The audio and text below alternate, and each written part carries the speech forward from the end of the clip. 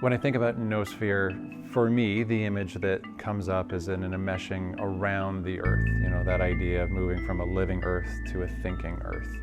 And that if there is this network that does encapsulate the globe, then each hub in that network, each light, is not only an individual, but it's a community of individuals. And those communities are not only speaking to each other verbally or through fiber optics, but they are influencing one another through thought.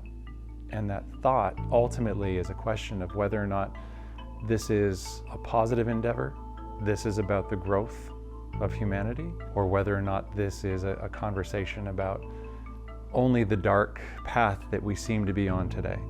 And I choose the optimistic side. I think about the Noosphere in terms of consciousness, in terms of subjective experience of being human, interconnected with other humans' subjective experience.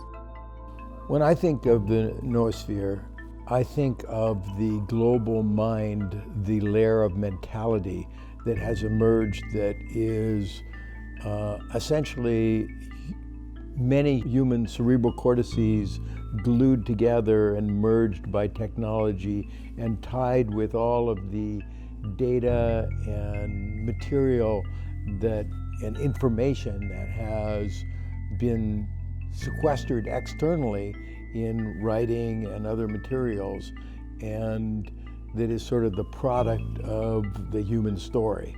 And it is essentially the mind of the global superorganism that has emerged.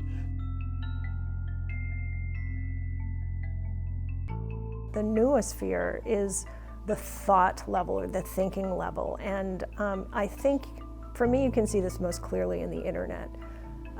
I have knowledge, you have knowledge, we get together, we can share that knowledge face to face, but because of the communication capacities that we have now and the ways we have to network with each other, I can have access to the knowledge of people that I've never met, who I probably will never meet. I'm pretty sure that the first time people came up with the notion of atmosphere, there was all kind of discussion. What does that mean, atmosphere? It's just the air, it's just the clouds. Why do we need this concept of atmosphere?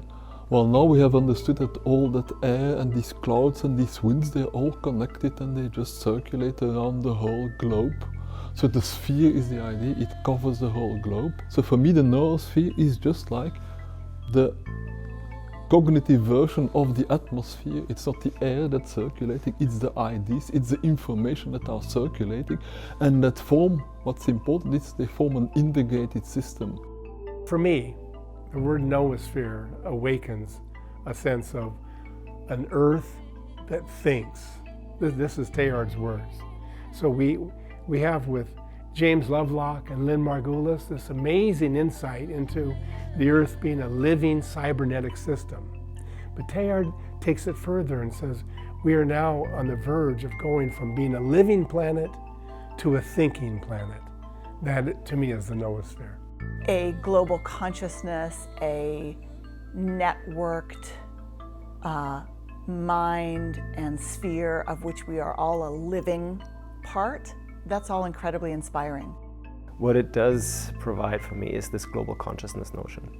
There is something that we connect with, each of us individually, but also us in the context of relationship as part of a collective body, superorganism, and being connected through something larger than ourselves that we may be able to tune into, but most of us are learning how to tune out of.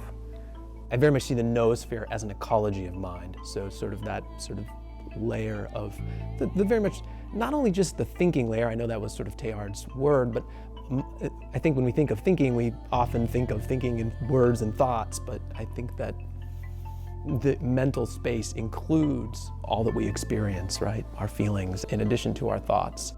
On one hand, it's a term that's supposed to be comparable to the biosphere, and the biosphere is the influence of life on Earth. So the noosphere is the influence of humans on Earth. There's a physical dimension to that, our structures, our influence on the atmosphere, all of that. But there's also a mental dimension. The word is drawn from the Greek for mind.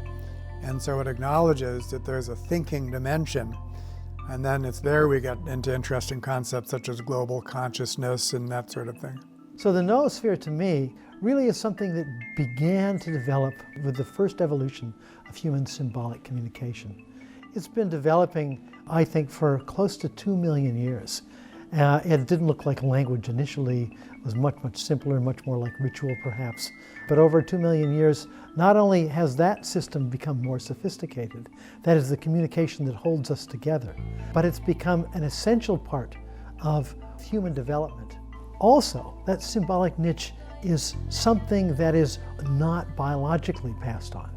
It's passed on by itself, by being communicated, by being talked about, by sharing interpretive habits and stuff. But what that says is that we have biologically evolved to do this. We've evolved to be noospheric beings.